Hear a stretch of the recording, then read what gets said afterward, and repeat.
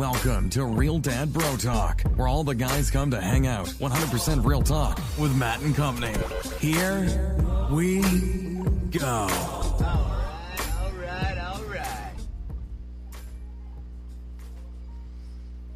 Real Dad Bro Talk here. You got Matt and Nick for another epic episode of RDBT, man. So, again, another week has gone by, and a ton of shit has happened again. My bracket completely blows, so we'll talk about that. But good news is Nick's is worse, so I'm happy about that. Dead last in both of them. Yeah, we'll talk about that. That was just a crazy. Yeah, I kept seeing it too. You know, we had the free agent frenzy. It was like all the top seeds dropping frenzy, and it's just, I think, if anybody legitimately has a freaking perfect bracket, how's that? How? That is beyond just blind luck. I don't care who you are. There is no analytics to show you that Virginia is going to get smashed the way they did. But anyways, man, how was your week, dude? Was it good? It was a good week. Good week in Columbus. No snow. I'll take it. Today? What do you mean? There's snow today. No. There ain't nothing on the ground. My kids didn't have school today. I don't know how to explain that. When I look outside and there's no snow out there. They got a freebie today. You know what happened? My wife told me that there was a time hop on her Facebook from 2 years ago to the day. And 2 years ago, guess how warm it was? 70. 81. I like that. Right. And how warm is it today, dude? It's cold. I just went through the trash out in flip-flops and basketball shorts, and I was running back in, so I'm guessing about 30. It's like 30 degrees outside right now.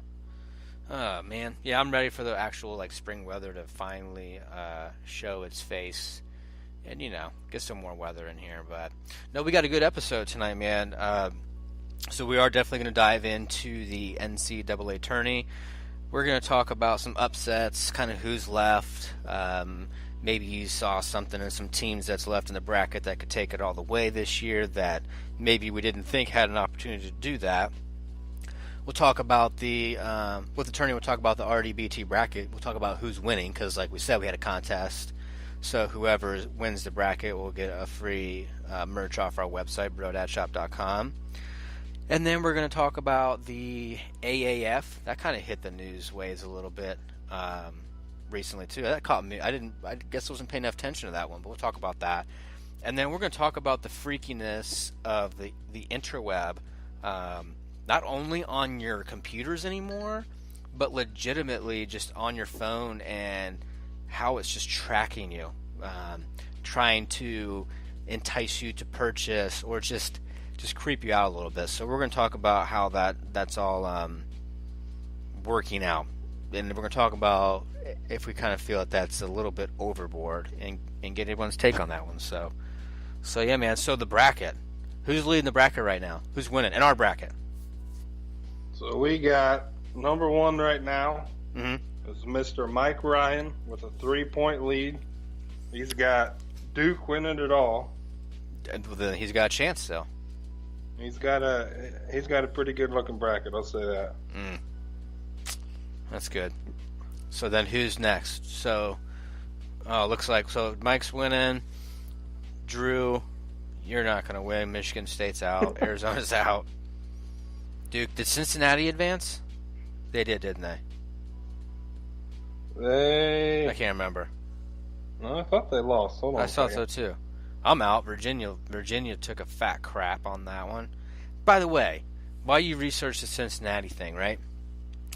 Virginia, I literally woke up the next day. I don't know what I was doing that day because usually the first round really isn't. There are upsets, but when's the last time a 16 beat a 1? Never. Okay, so legitimately, it's never happened. Virginia lost 2 games the entire year. And the ACC is no joke. There's good teams in the ACC. Lose 2 games the entire year and lose to a 16 seed, right? And not only lose, they got beat by, I think, exactly 20 points. They got wasn't even crushed. Who beat them? I can't remember. Who beat them? It was some... UMBC. So And what you're telling me trying to even Google who that is. So you're telling me a high school team potentially beat him? So we've got University of Maryland, Baltimore County. I think they won the state tournament in the high school ranks this year, and their prize was they just got a spot in the NCAA tournament. So a county, how's that happen? Like that just doesn't there's in nobody's brain does that make any sense whatsoever that type of a team beats Virginia. In what world does that happen? And then the coach concedes that they played better than us. No, man, come on. Admit it, you completely didn't pay attention to this team whatsoever, because who would when you're talking about a team with the last word that says county in it, because it's a county. It doesn't even sound like it's a made up fictional like college. You ever seen that movie where they make up a college on their own because they can't get into a good college by themselves? I can't remember what that movie is called. We got Accepted. Check that movie out. I guess it's probably the UMBC school. That's probably what it is. My guess is Virginia thought UMBC would be up late the night before studying for their SATs and didn't think that they were going to have much time to practice. So they just figured, we'll just show up and beat them. And that didn't happen. Oh, that was so crazy. So crazy. What other number ones went down? Any other ones go down? I think the rest of them are still in there. Are they? Let's take a look.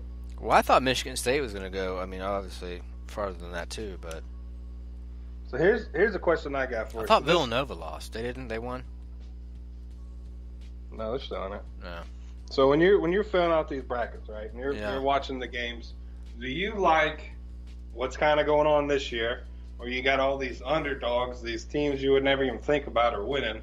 Mm-hmm. Or do you like the years where it's all your ones are advancing, all your twos are advancing, you got the big names playing the big names? What do you like watching in the later rounds? Do you like watching that no-name team going against a Duke or a Villanova, or do you like the perennial powerhouses playing each other?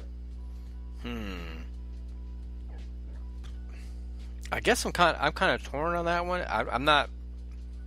I think you always kind of want to see a Cinderella get through, just because it kind of makes it feel like there's an equal playing field there still. And then, you can root for that team, I guess, if your team's not in it, like Ohio State got knocked out again by Gonzaga. So it's kind of like who you root for. I am kind of with the underdogs, I guess. I mean, would you have ever predicted Texas A&M to beat the shit out of UNC by 21 points? No. I mean, there's these games. The other number one that went down was Xavier. They lost. That's who it was. To Florida State. But yeah, I mean, I'm all aboard with these ones. And Auburn, good Lord. They lost by 31. Can you do that? I mean, you shouldn't be able to do that in a tournament game. Good Lord. The good thing is, for the ones that like seeing those Cinderellas, you got, moving on to the Sweet 16, number 9 K-State, number 11 Loyola, you got a number 7 Texas A&M, number 9 FSU, 11 Syracuse. So you got some higher number teams that are advancing. So you got a couple chances of getting that Cinderella into the Final Four. And I always like watching it. You know what pisses me off? Syracuse. I don't like them. Why? I just don't really like them. Never really liked them. But I felt like they've had 22 losses this year and got in. They're the only team that got in with 20 losses. I'm exaggerating, of course, but still, it's like they're always in, no matter how shitty they are or how much they suck. They're just always in this tournament, and I think it's dookie that they're in there. You gotta remember, what are they up to? 68 teams now that get into this damn tournament? Yeah, it's too many. It is. It's on kind of a side note, it's almost got to the point where why do you even watch the regular season of college basketball? Just watch March and you'll see everything you need to see. It's a long season. A little ridiculous. It is a long season too. They're playing 32 games? Is that right? Something like that. You lose interest in the college basketball unless your team is just smoking on fire and you're paying attention to them that way.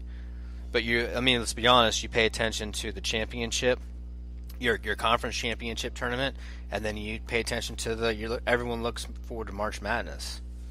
I mean, they even encourage you to get vasectomies in March Madness. No other time of the year do they encourage you to get your balls worked on. Only in March.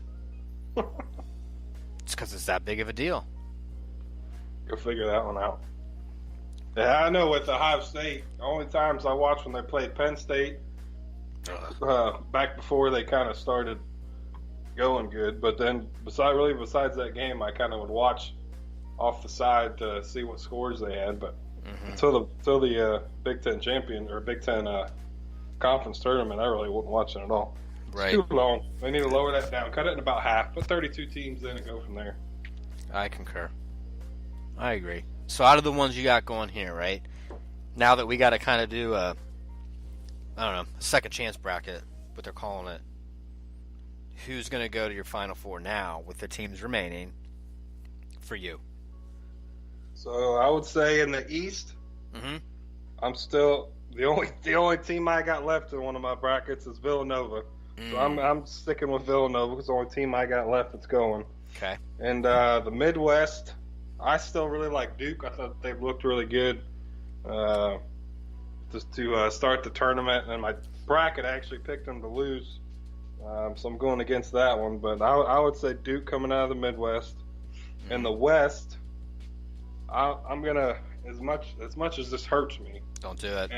And don't say our it. Roseville, Michigan people that listen will love this. I'm gonna go Michigan and go Big Ten. I got to put that over to my hatred for Michigan, so we'll go with them. And the South is hard, man. I mean, you look at a 9, a 5, 11, and a 7. So I'm going to go K-State. I thought they've always had a good basketball program. I'll go K-State out of the South. Is it because they beat the high school team? You have confidence in them now?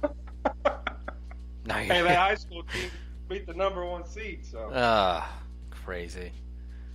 All right, so I'm going to go different directions with this. I'm going to stick with Purdue out of the East. Midwest, I'm going to go on a limb and say that Clemson's riding high off of that ass whooping they gave to Auburn and come out of the Midwest. The West, I'm going to go with, I'm going to say that Gonzaga pulls it off and gets in there again. And then out of the South, you said K-State. I'm going to go with another. That'd be such a goofy Final Four. But I'm going to go Nevada. So I'll have Nevada, Purdue, Clemson, and Gonzaga. That is a weird-ass Final Four if that does happen. There was ever a year for it. Holy this was the year. Doesn't make any damn sense.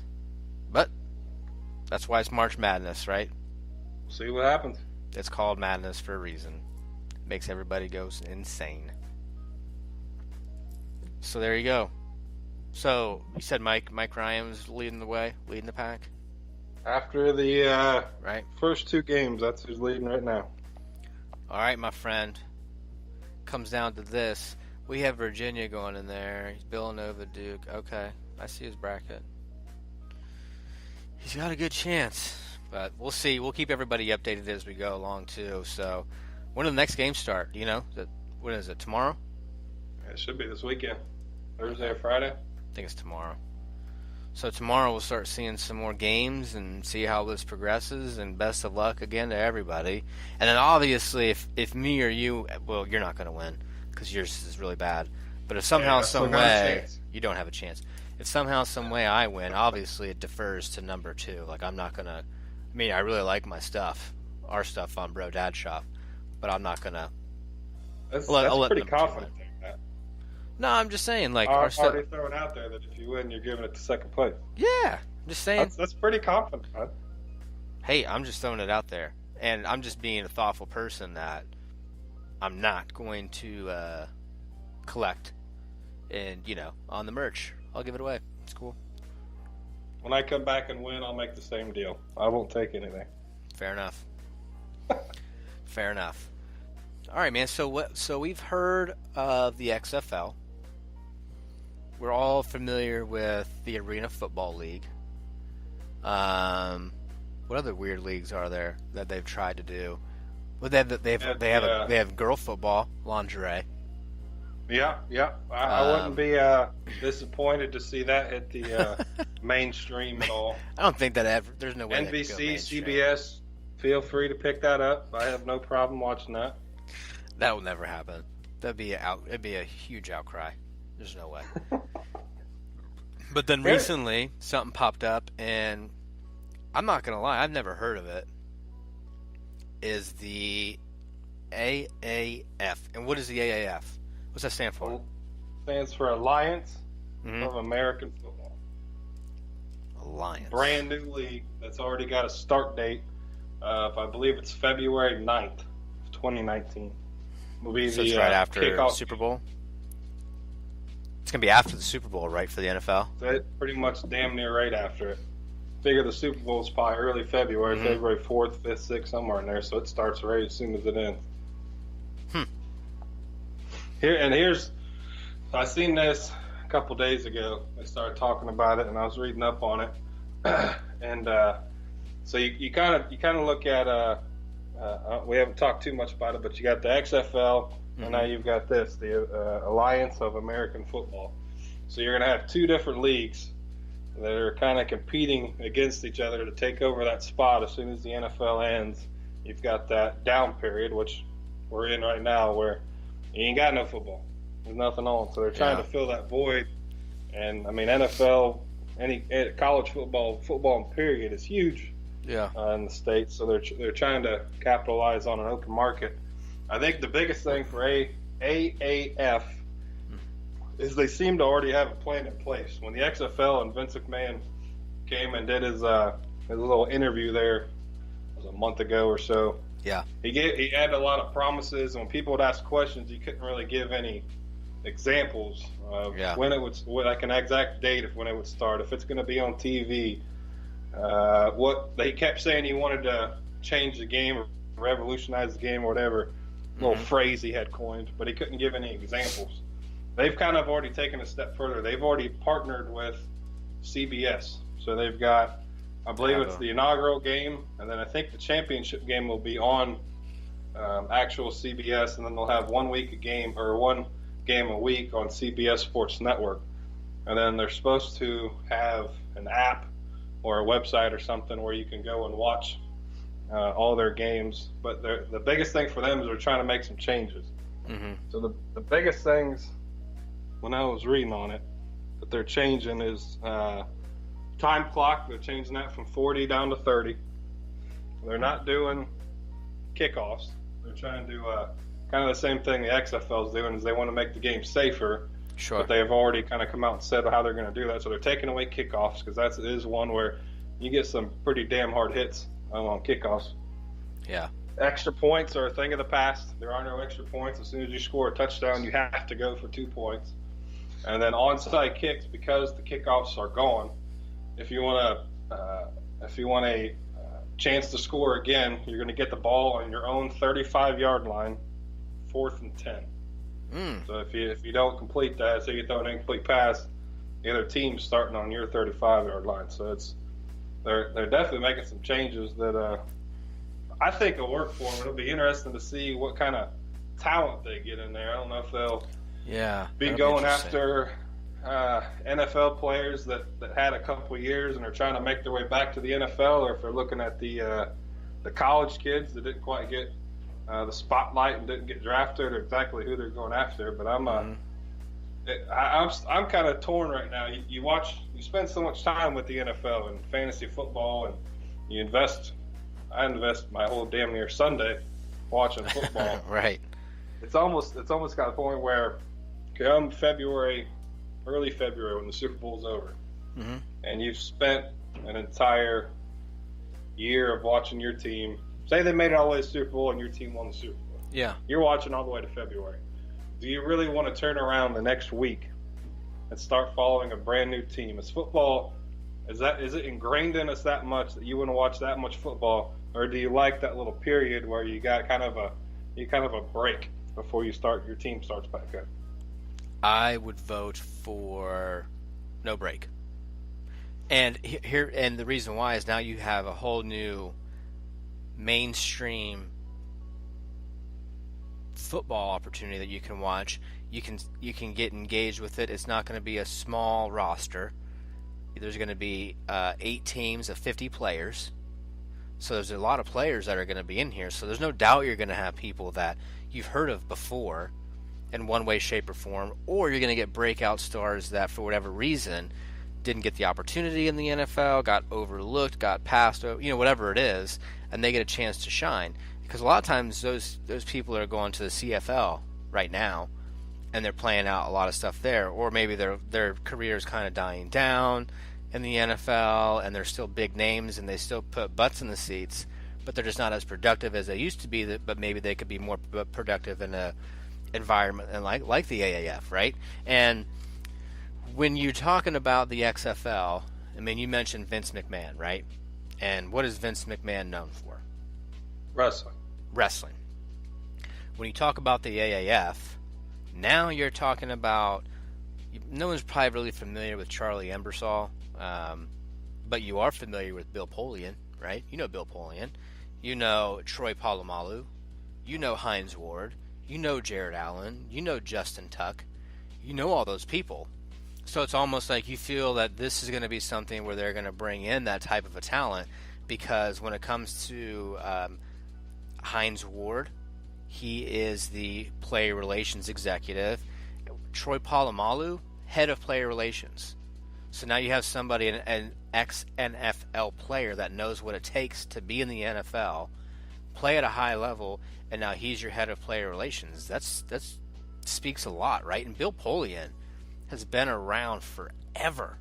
He's one that when I watched, he was on the Sunday morning shows on ESPN, and all throughout the week he's always on there talking about different moves that teams should make and this and that. Yeah. He was one that every time that I watched, I listened to what he had to say. He usually made some good points. Mm-hmm. A lot of times when he would talk about something, the team would go out and make that move or look at whatever he's talking about. Mm-hmm. I think that's a huge – all those – the ex-NFL players are great to have there. That Sure. way that when these kids come in, especially the ones that haven't played in the NFL, they can really give them a heads up of how it would be if they do good in the AAF and make it to the NFL or whatever Mm-hmm. route they go. They'll be there to help them with that. But I think the biggest name of all those you just said was Bill Polian. Yeah. I think that immediately puts us into in my mind, kind of a real league and something I want to at least have a chance on. When you look at the XFL, as soon as you hear the name Vince McMahon, that automatically, it doesn't turn me off to it, but it makes me think, all right, this is just a joke. This isn't going to be real football. This is just going to be kind of a sideshow type thing. The name Bill Polian with the AAF, in my mind, it automatically gives it some credibility. I agree. I honestly am 100% agree with you on that one, because the experience that he has, he's been around Peyton Manning, he's GM'd a lot of really big name teams, so 100% agree with you on that one. Now, let me ask you this question. Let's say the AAF gets a team in Columbus. You going, right? Are you going to go to a game? I'd at least give them a shot. I'd check it out. Sure. And see.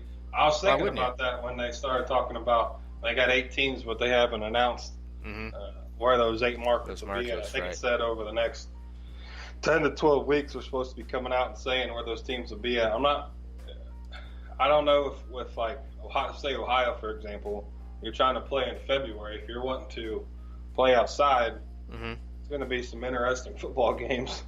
Playing in 6 inches of snow, so I don't know if they'd bring it here or not. So I'm kind of wondering if they're going to lean more towards the warmer markets to at least start. Because I don't know if they want to put an indoor. No, there's nowhere indoor to put it. Start turning into looking like the AFL. Yeah. But I absolutely would give it a shot. I'd pay attention for a little bit just to see what it's like, see if it looks like it's a joke or if it's an actual football league. Because you never know, you might be watching. We'll take Buckeyes for example, JT Barrett. Say this league was already out there. For JT Barrett, for example, I would 100%, instead of him trying to go into a practice squad and never seeing the field of anything for an NFL team, I would 100% recommend this league as somewhere where he would at least be on a team. I don't know if he'd be a starter. There's only going to be 8 starting spots for quarterback for this league. He'd be a starter. He would at least be a backup. He'd be on the team. No, I think he'd be starting. But let me ask you this question: are you going to treat this more than of like an so this is a good question of how this rules would work. When it comes to college, right, you have to stay on the team for 3 years, right, before you can go to the NFL. Are you going to kind of hold them to that same standard in a way where you don't want someone to be fantastic, right? They're lighting it up. It's amazing to watch, and then next thing you know, they're bumping up to the NFL. You never hear from them again. Because maybe they can't make that next step. Do you think they're going to kind of say, here's this league, but to sign on the dotted line, you have to commit to at least 3 years? Absolutely not. You don't think so? Here's the way I would take it. Say you got that exact example. Mm-hmm. You got a stud quarterback. He didn't do anything in college, or maybe he didn't even go to college.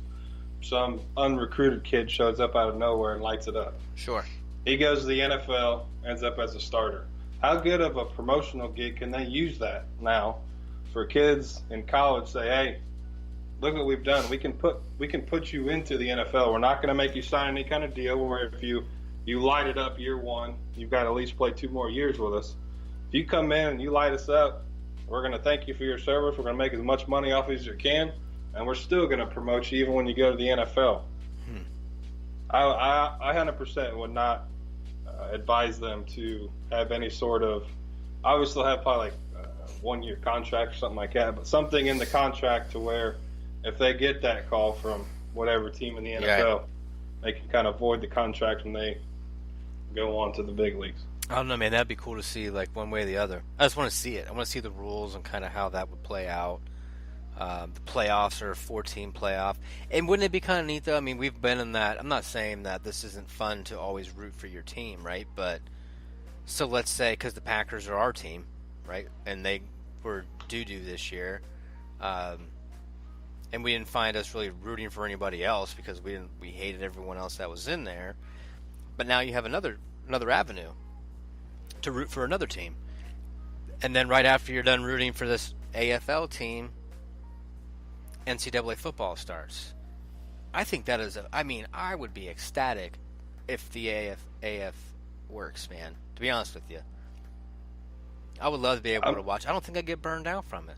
And plus it gives people talking points. It just keeps things interesting. Because like you said, once this is over, the March Madness, we're talking basketball. And that's a long, drawn-out process, too. I mean, they play so many damn games. Like, are you really in tune to the season right now? No. I don't know if I've watched an entire full game yet. It's too long. It's just an 82-game season. It's too long.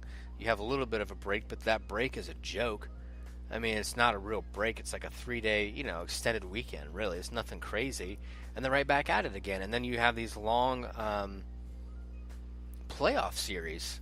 I mean, it's a long season, so it would be a nice break to get away from the basketball world and get back into football, because football is just interesting to me and all. Now, they're talking about making it safer and things like that too, and I'd be interested to see how they do that, because that could be some bad pub, big time, on the NFL if some AAF shows up, in 2019 and has safer helmets, gear, and everything than the NFL, who is just loaded to the brim with moolah. And you know what I mean? Like, wouldn't you think that looks kind of bad? It would, but they could almost take it the other direction and try to learn from them. And it's something that they've got to change. See so many players. Just look at the last NFL season. Mm-hmm. How many big name players went down with injuries from this or that? Or they got to do something. People. I know personally, as a Packer fan, as soon as Rodgers went down, I still watched the games, but you weren't invested as much, especially as soon as we started taking a few L's. They got to keep those star players in there. So if I was the NFL, I would hope that they make a few changes that work and see how the fan reaction is. And on a kind of another note with an NFL and AAF, if I was the NFL, I would try and partner with the AAF, especially if it goes a couple of years and it actually turns into something that's it looks like it's going to stay put for more than a year. Yeah. And almost use it as like a minor leagues for the NFL. It would be nice to see, instead of just having these kids ride the bench for years and years and years, give them somewhere they can go play a little bit. And master their craft a little bit before they can really excel. Yeah, that's a great idea. Almost be able to loan their players off for an off season and go in for a few games and keep them. Let them get drafted, and if they feel like they need to develop, instead of a practice squad, you put them in the AAF and let them tone their skills there and make some money while they're at it too. Yeah, that's a good idea. I'm still torn when it comes, what we were talking about originally, when it comes to the kind of off season. If I'm like watching football 24/7, we've all got our other sports. Me personally, I'm a big hockey fan, like I've said in the past. So I use this time as soon as the Super Bowl's over to kind of pay attention to hockey and watch that during the off season. So I don't know how I feel yet. If I'm like football continuing as soon as the Super Bowl is over, or if it's almost going to be too much. Right. I'll be interested to see what happens. It's kicking off next year, so we're not going to have to wait very long to see it. Yeah, it's not going to be very long at all. It'll be interesting, man. So I think they got a good idea, and they got some good people running it, and they got some good ex-NFL people that were very successful and can really understand it. So I'm really thinking that there's a good opportunity there for them to really be a good number 2 behind the NFL for a while. So yeah, for sure. So now that we've been talking about the AAF, the NCAA tournament, how soon is it before you get on your computer now and start seeing AAF all over the place, because we've been talking about it and researching it? And what I mean by that is like advertisements, because we've been researching things. It's getting to the point where it's borderline. Well, it's not borderline. This shit is creepy. So I had a little story with this, and what made me start thinking and wanting to kind of get your take on it. So they had St. Patty's Day last weekend. So I was wanting to get something last week. I was trying to think of a different drink I hadn't had in a while.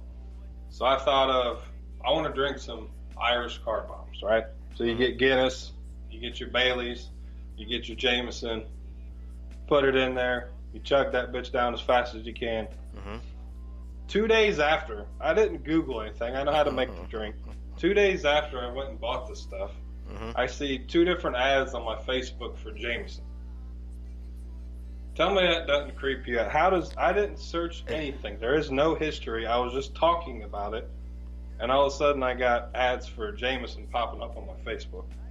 It's gotten to the point where I get the convenience of it, right? You're talking about something and you're searching something, and then all of a sudden you start seeing ads for it. But dude, it's getting to the point now. How does it even know that I was? That's not that convenient. I was buying it? That is downright creepy. No, there's no convenient about that either. Me and my boy Sai Long, he was on the podcast a couple weeks ago. We were out at a restaurant, and he was talking about like Thai food or Brazilian food or something like that, right? And talking, not researching, just like you said, just speaking. And then he got on his Twitter feed, and the first thing you think he saw? Restaurants for that specific type of food. And we were like, what the hell just happened? And then, no joke, I was in Orlando that same week. Not Orlando, I was in Houston. And the taxi driver was taking me to the hotel, and I happened to just get on my Twitter feed real quick, and check it out. And I see this advertisement for a restaurant called Wahlburgers. I've heard of it, but there's no Wahlburgers in Columbus. So I've never went to one, spoken about one, or anything. And at that moment in time, dude, I happened to look up as I'm at a stoplight, and to my right, directly to my right, is a freaking Wahlburgers restaurant. There's like this, like they got it toned in even like to where you like geolocation now. Because you have your GPS in your phone, so it's almost like, hey, it's like target, bam, bam, and it's like, that is the creepiest shit in the world. Do you agree? I don't know. Does it ever make you want to go back to just an old flip phone? It's nice to have my iPhone, have all my games on there, have the internet, email, all the apps, all that crap. it almost makes you want to go back to a darn flip phone where you don't have all that stuff and wonder if it'd go back to not, at least not being able to see it. It's almost being naive would help in the situation, but it's got to the point anymore where you don't really have any privacy. The thing knows where you are, what you're talking about, what you're interested in. I think my phone knows me better than I know me anymore. I'm kind of on the same board with you, man. It's weird, and it's just weird how things, because and you kind of look at it this way. You can research stuff on your phone too, right? All on Google Chrome or your Safari or whatever, and it knows it's on a mobile site, but it also transfers over to your desktop because it still knows what you're looking for, and it's just creepy, man. It really is. Like, we were looking for cars. I bought my wife a new car, right? And you would think, I don't know, it's just insane as to how much advertisements pulled up because I was just looking at cars for 2 seconds. Now I'm just getting bombarded left and right constantly on this type of stuff. And it is creepy. I think it is a borderline. But here's the thing, right? It is, in my mind, it sucks that that's happening that way. They're smart for doing it because they're loud. But when you pay attention, who pays attention when you download an app to everything that your app is allowed to access? Do you really pay attention to everything it says? No, I don't pay attention to anything it says. No, because it's an app that you have heard about, you want to use it, so you just download it. You don't pay attention to all this other stuff. There are some apps that you say that will ask you, may I have permission to your photos, right? So then you can upload the photos to their app. May I have permission to your microphone so then you can speak to me, those types of things, right? So by you allowing these types of apps access to your phone at that level, there has to be something behind the scenes where these apps are allowing other things, aka marketing companies, in on their little secrets, so then they can start almost like subliminally, is that a word? Yeah. Subliminally, is that right? Take it. Everyone knows what I'm saying. Put that stuff in front of you, so that way it's just you're not really paying attention, but you constantly see these things, and it's not till we kind of recognize it that you're like, damn, that's creepy, man. I wasn't even like pretty soon. What would you do if you haven't even you didn't even say anything? Let's say you didn't say anything or research anything, but you're thinking it, and all of a sudden shit pops up that way. Now that'd be creepy, right? It won't be long. The best part was the face you made when you said that. That'd be so creepy, though. Seriously. I don't know if I would. And that's you know what? We need to have a podcast about technology in general. Just the way it's kind of transformed to where it is today, but where it could go and how scary that shit is. You seen that picture of that freaking robot? I put it on our Facebook? Jumping around and yes! backflips and shit. What the hell is that? Why do we need that? Wasn't there a movie about this? I, Robot. I think it starred Will Smith. And it didn't end up very well. A lot of people died. Here's my biggest problem with this whole being able to track where you're at, giving you suggestions of places to eat and shit like that. There's some smart people out there anymore with this technology and being able to hack into stuff and anything that's put out there can be worked their way into. What starts happening when you get these people that start hacking into Google or whoever's doing this tracking, and all of a sudden, let's say you're going on a vacation next week, right? Mm-hmm. So the smart kind of person, you may wait till you get back before you're uploading any photos or saying where you're going or when you're going to be gone and when you'll be back, just for the security purpose of people won't know you're gone for a week. Let's say Joe Schmo over here is hacked into your Google tracker or whatever the hell it is that's tracking you, and he can tell exactly when you're gone. I know from what the stuff that you've searched on the internet can gather a pretty good thing that you're going on vacation. You've searched for hotels, restaurants, things to do, damn near tell exactly when you're going to be gone. And all of a sudden, homeboy will break in and know there ain't going to be anyone home anytime soon. I think that's my biggest problem with it is they think it's, like I said, making stuff convenient, to where you're talking about stuff or searching stuff, and all of a sudden all over Facebook or Twitter or whatever, it's on there. But there's with the other side of that is people can hack into that shit, do some damage with it. I think that's my biggest problem with it. I'd rather they just, if I want to search for something, I'll search for the darn thing. I don't need it popping up every other second just because I searched for it last week. I agree. I really agree. I would rather that stuff not just pop up, because when I am searching, you're right, you're searching for specific things, and 9 times out of 10 you're going to find it on your own. I don't need... How many times do you actually click on it? Honestly. Probably never. If I've already searched for it, I've probably already gotten the answer I needed or found whatever it was I was looking for. Right. If I clicked on it, it's because I was scrolling through the web page and didn't mean to. It was like an accidental click. You know what I mean? Because I'm not clicking on it. For example, go to... I don't know. Maybe they thought I was looking up... See? Look. We're talking about NCAA basketball, and a Cheez-Its ad just pops up with a basketball on it. Is that coincidental? Maybe. Look, it's right there. It's all over the place, man. It's crazy. I just looked up our bracket, and now I'm getting blasted on the NCAA stuff all over the place. It's just weird how they track you.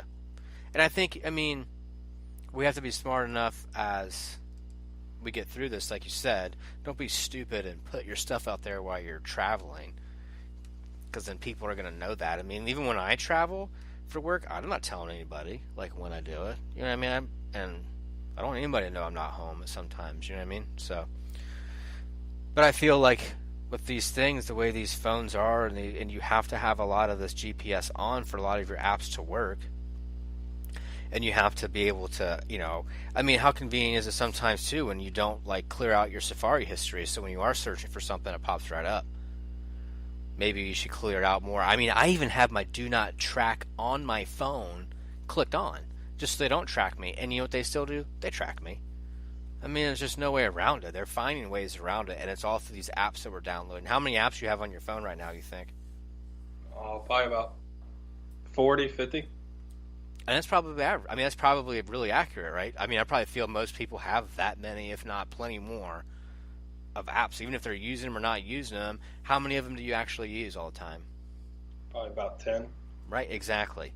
So there's probably 30 of them on there that you're not using that might be accessing your microphone, your camera, all this crap, your browser history, and all that stuff. And those are the ones that are out there selling your information or whatever they're doing to get, those marketing pieces in front of us while we're doing that stuff. So do you think it's eavesdropping? Do you think it's like, 100%. Do you think it's like a privacy, you think it's a violation of privacy? It's one of those things.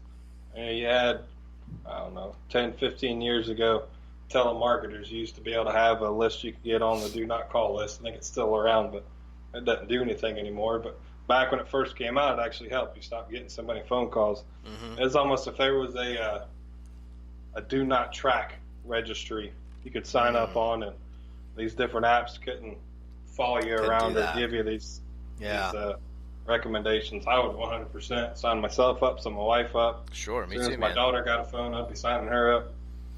And by the way, you know how they did that thing for the do not call? You know what they have now? They have all of these apps for people to utilize, and the apps that they use now are those spoof apps. So you have telemarketers from all over the freaking place. They try to find a location because they know where you are, right? You can Google your name, obviously, and everyone and their brother knows where you are now. And they'll try to find a location to where you are, so it looks semi-familiar, so it pops up, because everyone's got caller ID now. So then you look at it, you're like, oh, Thornville, Ohio, who's calling me? Hey. And then it's like, hey, do you want to refinance your home? Yeah, it's shit like that now, because they're spoofing their numbers.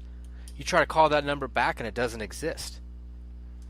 So these assholes are getting smarter and smarter and smarter with everything they're doing. And they're just going to continue to do it because, obviously, we're so intelligent, too, when we make apps that people will use the right way. You know what I mean? Of course, we'll make an app, and they'll just use it the one way that it's intended for. Get out of here. Anyways. It's nuts anymore. Tangent. It is what it is. So, What do we got? So what's coming up? We got the NCAA tournament is going to start, so we'll talk about that next week. I don't know. We'll see what else is going on. Hopefully, we'll have a better understanding, maybe a clearer path of who's going to be taking home some merch. And if you haven't checked out our website, man, go check out our website at realdadbrotalk.com. You can go on there. You can subscribe. You can go on there and subscribe through the email, too. You can get emails from us. You can go on there and you can link to our shop. You can go to our YouTube channel. You can go to our podcast. It's all linked to the website there. But check out Brodad Shop, too, and just make sure you're staying on top of all the sweet merch that we have. And if you have any ideas, I'm all ears, man, when it comes to that merch stuff. So we can get that implemented quickly, too. So if you're a graphic designer, if you have any ideas, or maybe you think some of our designs just suck ass and they should be taken off and, replace it with yours, again, I'm all ears, man. So, anyways, buddy. So what else you got? You got anything else going on? So I'd say the only thing else that I have is I can tell that you have not watched any of my Columbus Blue Jackets play hockey. I believe at this time last week we were on a 5-game win streak. Mm-hmm. Currently we are on a 9-game win streak. And we've moved out of the wild card back into the division. So I appreciate for all of the fifth line to continue not watching the Blue Jackets so that we may make it past the first round this year of the playoffs. I've just been hearing through the grapevine about how well they're doing, and I just say that's fantastic, and I just go on with my day. And I'm deep down inside, I'm cheering, but I'm staying away like I told everybody I would because they're doing really, really well. And that is me being superstitious, and I think that it actually is because I'm not watching them. 100%. There's no change in my mind. I 100% believe in that as well. No change in my mind on that one. Absolutely. Well, next week, buddy? Do it again. Next week. So if you haven't had the opportunity, please go to Instagram, check us, follow us, subscribe to all of our stuff. Check out brodadshop.com. Check us out on Twitter. Go to iHeartRadio. Go to iTunes. Go to Spreaker. Go to whoever else. There's a Mexican place now that likes to put our stuff on there. Fantastic. Go do it. Check us out. But until next week, we'll talk to you then. Join us next week for another epic episode of RDBT. Keep track of what we're doing on all social media at Real Dad Bro Talk. Till next time.